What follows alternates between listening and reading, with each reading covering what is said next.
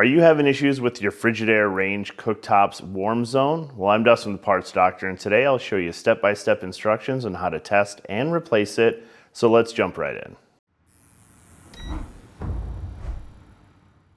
This model of range has 5 heating zones on the cooking surface. One dual zone element that can be used at either 6 or 9 inches, one standard 9-inch element, 2 6-inch elements, and a warming zone.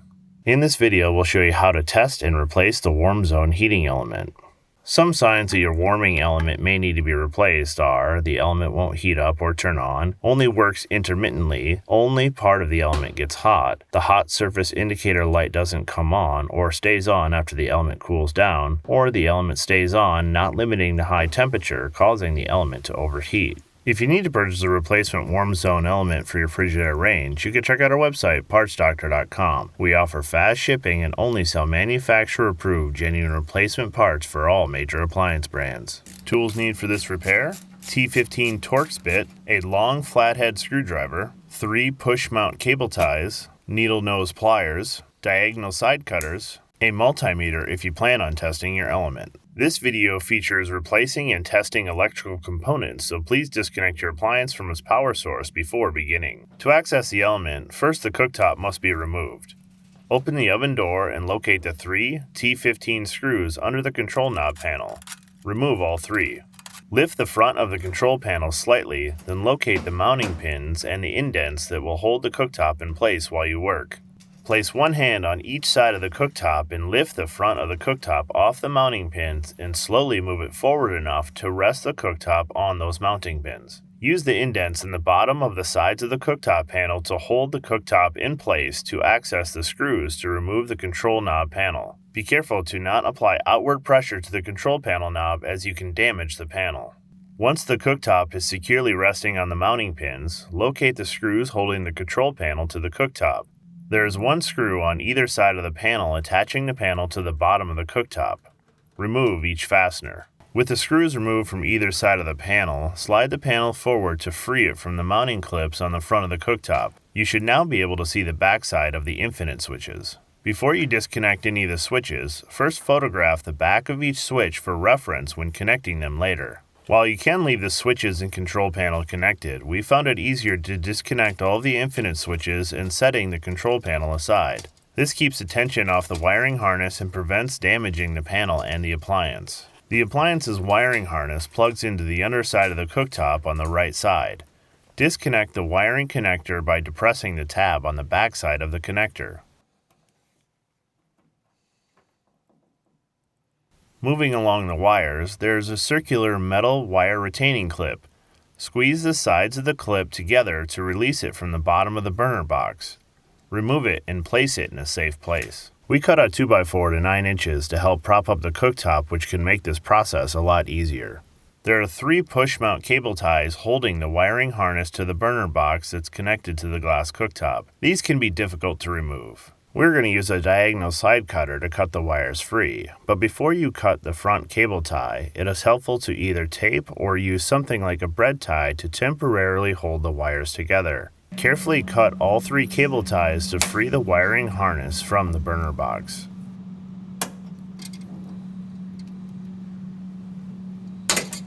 Disconnect the green ground wire and the cooktop will now be free from the appliance. To access the elements, the cooktop needs to be separated from the burner box. Cover a flat working surface with a towel or blanket if you want to protect the working surface. Grasp the cooktop with 2 hands and move the cooktop to a working surface. The glass cooktop is held to the burner box with 6 clips that can be released from the bottom of the burner box. Using a longer shaft flathead screwdriver, access the clip through the small holes in the bottom of the sides of the edge of the burner box. There are 2 clips on each side and 1 on the front and back. Lift the cooktop away from the burner box enough so that the clip releases and gently rotate the cooktop to move to the next clip. Be sure to not apply downward pressure to the cooktop, otherwise the clip could slide back into place. Release the clip and apply upward pressure to the cooktop and rotate to the next clip. This may take some time and you may have to release clips more than once to get all of them released at the same time. After all clips have been released, you should be able to lift the cooktop off the range. Place the cooktop in a safe place where it won't be hit, could fall over, or potentially be damaged. Before removing any components, remove the 3 cable ties by squeezing the end of the push mount cable tie and push it through the burner box. Discard the old cable ties. Locate the 2 mounting legs on the warming element. There are 2 darker metal clips that hold the warming element to the burner box. To release the warming element from the mounting clips on the burner box, press the black clips inward to release the small metal hook that is inserted through the bottom of the warming element leg. Repeat on the other mounting clip. Please use caution as the small metal tabs can break off and the clip will need to be replaced.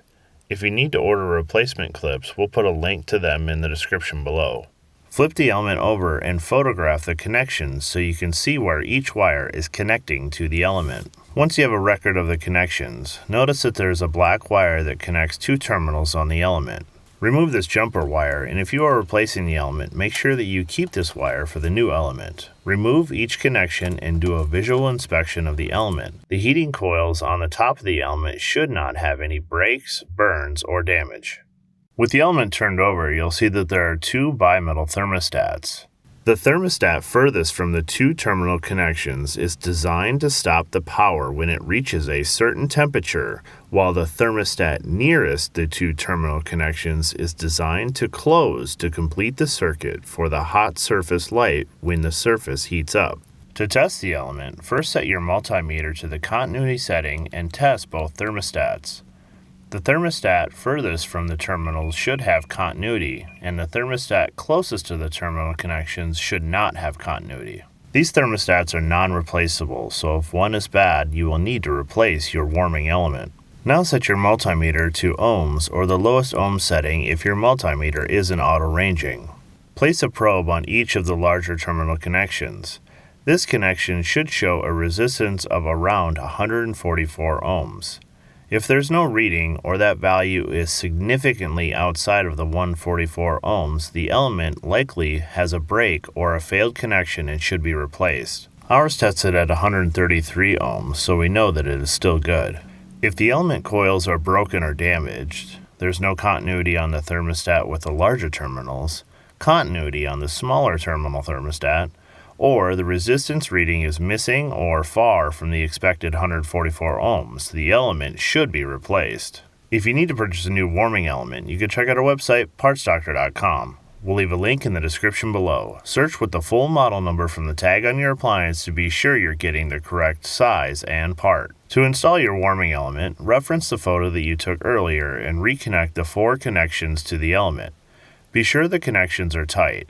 If you have a loose connection, you can use a needle nose pliers to gently close the spade terminal so it makes a more snug fit. Don't forget to reconnect the jumper wire from the old warming element. Position the 2 mounting brackets, then snap the warming element mounts into place, making sure that both tabs lock securely into the bottom of the warming element's metal legs. Once again, be sure to be careful so you do not break off the metal tabs. Now that your element's installed, before putting the cooktop back in the burner box, use a wet cloth to clean off any residue from the bottom of the glass cooktop. Carefully place the glass cooktop on the burner box by aligning the back clip on the rear of the cooktop to the rear of the burner box.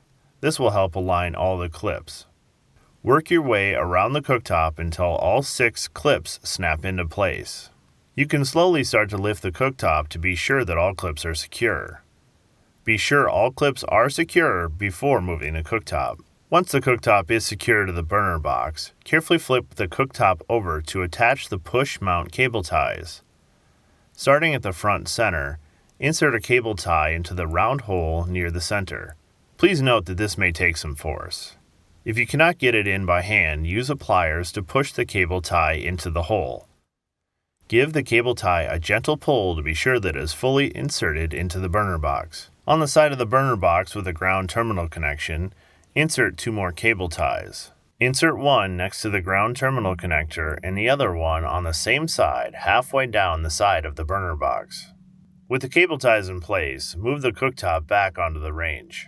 Place the cooktop back on the range and slightly butt up the end of the cooktop with the edge of the plastic end cap mounting pieces on the top edge of the sides of the appliance. If done correctly, you should now be able to lift the front of the cooktop like a car hood. Prop the cooktop up again like earlier.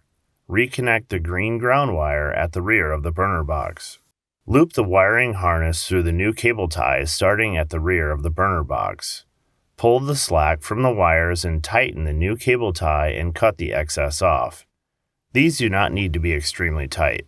The cable ties are for wire management and to keep the wires off the insulation of the oven cabinet.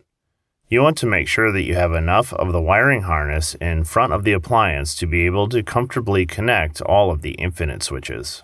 Repeat with the other two cable ties while feeding the wires towards the front of the appliance. After securing the wiring harness at the front of the burner box, you can discard your temporary wiring restraint. Reconnect the wiring harness plug to the bottom of the burner box and be sure that the connection is secure. Reattach the circular wire support by locating the two small holes in the right front of the burner box. Loop the wiring support around the wiring harness, press the opening together, and slide the ends of the wiring support into the two holes in the burner box. Remove whatever you're using to prop up the cooktop and rest the cooktop on the pins on the side of the appliance. Referencing your photos from earlier, reconnect the wiring harness to the infinite switch control knobs. Double check that all connections are correct and secure before sliding the control knob panel into the cooktop. After you've double checked that all the connections are secure and correct, slide the mounting tabs inside of the cooktop and align the control panel with the clips at the bottom of the cooktop and press it into place. Ensure that the panel aligns with the front and sides of the cooktop. Insert the T15 screw into the mounting hole on the side of the bottom of the cooktop, assuring that the screw goes into the mounting tab of the control panel. Fully tighten and repeat on the other side.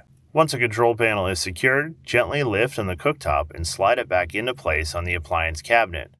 Make sure that the mounting pins align with the mounting holes. The cooktop should stay in place if it's properly seated on the mounting pins. Insert and fully tighten all 3 T15 screws in the bottom of the control panel and close the oven door. Re-establish power back to the appliance. Now it's time to test the element. Turn the switch to medium and check 3 things. First, the element should start to heat up. Second, the element on light should turn on. And third, once the element starts warming up, the hot surface light should illuminate. The warming zone element is not designed to get hot enough to cook food. It is designed to keep hot food warm so you won't see it get red like the other elements. Your warming zone is now ready for use. And that'll do it for today's video. As always, I'm Dustin the Parts Doctor, and until next time, thanks for watching, and we'll see you later.